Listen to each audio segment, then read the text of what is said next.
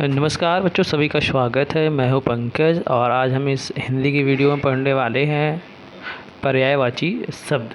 पर्यायवाची शब्द को अंग्रेजी में सिनोनिम्स कहते हैं। बच्चों, पर्यायवाची का अर्थ होता है कि एक जैसे अर्थ देने वाले शब्द।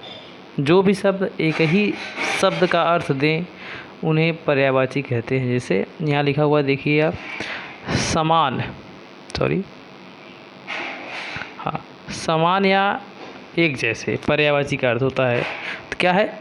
अर्थ प्रकट करने वाले पर्यायवाची या समानार्थक यानी समान अर्थ देने वाले शब्द को पर्यायवाची शब्द कहते हैं, यानी पर्यायवाची उसे कहते हैं। जैसे आइए देख लेते हैं क्या है इसमें। है आपका, जैसे ये पेड़ है। अब पेड़ के जैसा अर्थ देने वाले और भी शब्द हैं। जैसे ध्रुव संस्कृत का शब्द है, वृक्ष इसका भी अर्थ पेड़ है, तरु इसका भी अर्थ पेड़ है, विटप इसका भी अर्थ पेड़ है। तो हमने यहाँ पर क्या देखा? पेड़ के जैसे अर्थ हमारे कितने दे रहे हैं? ये ध्रुव भी दे रहा है, वृक्ष भी दे रहा है, तरु भी दे रहा है, विटप भी दे रहा है। तो क्या हुआ? पेड़ के ये सारे पर्यायवाची हैं। और देख लेते हैं ये,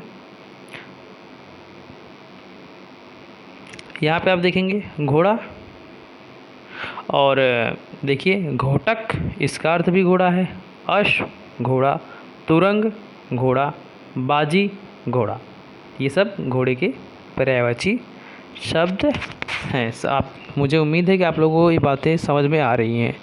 तो जैसे पूछा जाए घोड़े का पर्यायवाची तो हम बता सकते हैं घोटक होता है, अश्व, तुरंग, बाजी।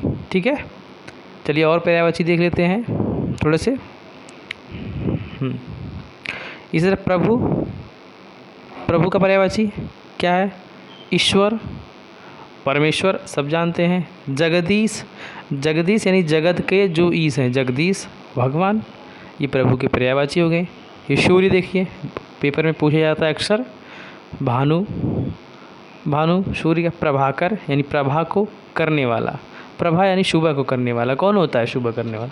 सूर्य होता है ना। सूरज, रवि। ठीक है, माता की बात करते हैं।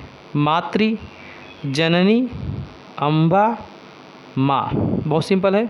अब बगीचा देखते हैं। बगीचा, सॉरी थोड़ा सा बड़ा कर लेते हैं इसे,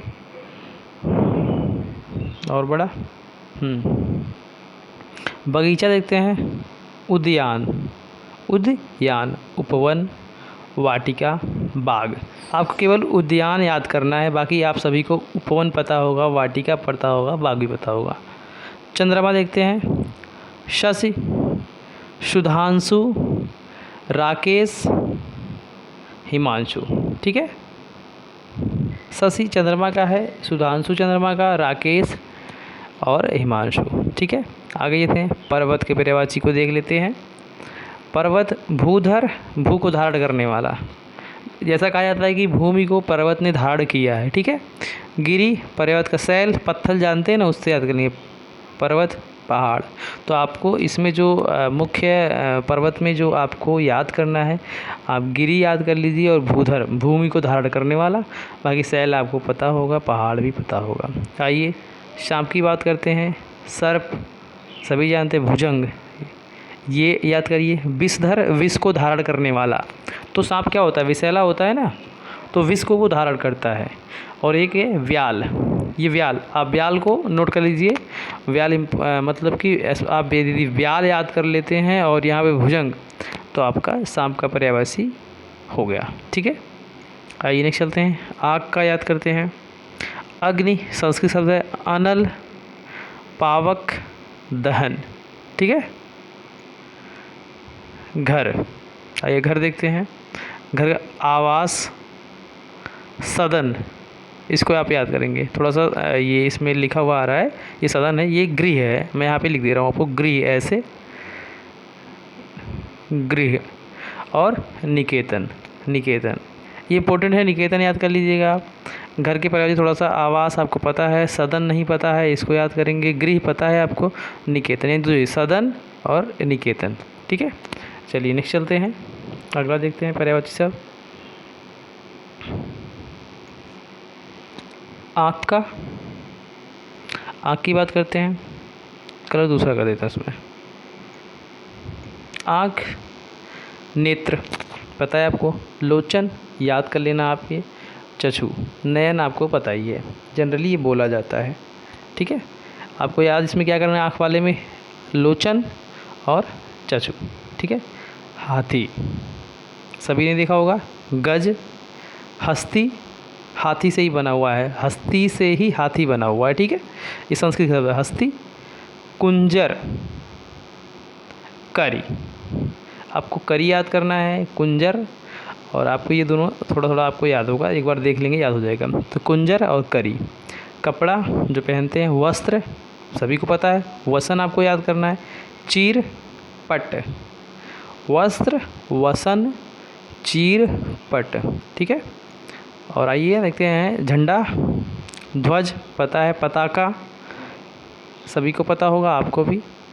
केतु आपको याद करना है, या ये जनरली सुना नहीं गया केतु, और ध्वजा तो पता ही है सबको, तो अब केतु याद कर लीजिए, पताका आपको पता है, ध्वज पता है, ध्वजा भी। ठीक है, आइए नदी जो इम्पोर्टेंट है बहुत ही, याद कर, निर्झरनी, निर्झरनी, नीर मतलब होता है पानी, दूसरी बना, निर्झरनी, निर्झरनी यानी एक तरह से झरने से नीर जो झरता है वो नदी हो गई। सरिता, तरंगिणी, सलीला, सलीला। ठीक है, थोड़ा सा नदी में टफ है, पत्थर आप देख लेंगे, प्रस्तर, शिला, देखो एक पर्वत का है, शैल है वो, ये शिला, पाषाण, पाहन। ठीक है, पत्थर हो गया। आगे देखिए हिमालय का इम्पोर्टेंट ये है, हिमालय, हिमालय, हिमगिरी।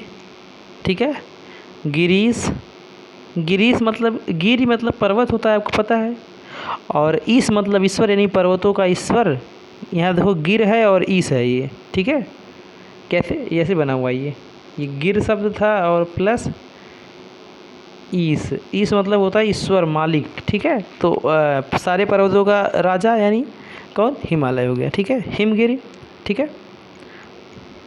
थोड़ा सा इसे मिटा देते हैं, पर्वतराज देखिए, पर्वतों का राजा हिमालय हो गया, और ये नग मतलब भी पर्वत होता है, तो ये यहाँ पे बनता है आपका नगपति, थोड़ा सा कट रहा है, ये ऐसे है नग, सॉरी कट गया यहाँ पे भी, ऐसे है नगपति। ठीक है, नग यानी पर्वतों का पति। ठीक है, ठीक, आगे चलते हैं कमल का। बेटा मैं कमल का मैं आप लोगों को बाद में बताऊंगा, केवल पानी का आपको याद करना होगा, और सभी 2-3 पर्यायवाची लगभग आपको उसी के आधार पर बनेंगे, मैं बता दूंगा आपको। आइए फूल का देख लेते हैं, फूल, फूल, सुमन, लड़कियों का नाम होता है सुमन, जिसका अर्थ है फूल। कुसुम, प्रसून, पुष्प, आपको पुष्प याद है, सुमन भी आपको पता ही होगा, फूल को कहते हैं। आपको कुसुम याद करना है और प्रसून याद करना है। ठीक है बच्चों, थोड़ा सा आप लोग 2-3 बार इस वीडियो को देख लेंगे तो मुझे उम्मीद है कि आपको पर्यायवाची समझ में आ जाएगा, जो कि आपके एग्ज़ाम में आपकी बहुत ही हेल्प करने वाला है। और हाँ, लॉकडाउन है कोरोना की वजह से, तो घर में रहें, सुरक्षित रहें, आपको बाहर नहीं जाना है, और यदि वैसे आपको बाहर जाना ही नहीं है, और हाथ धुलते रहें, स्वस्थ रहें। इसी के साथ बाय, धन्यवाद।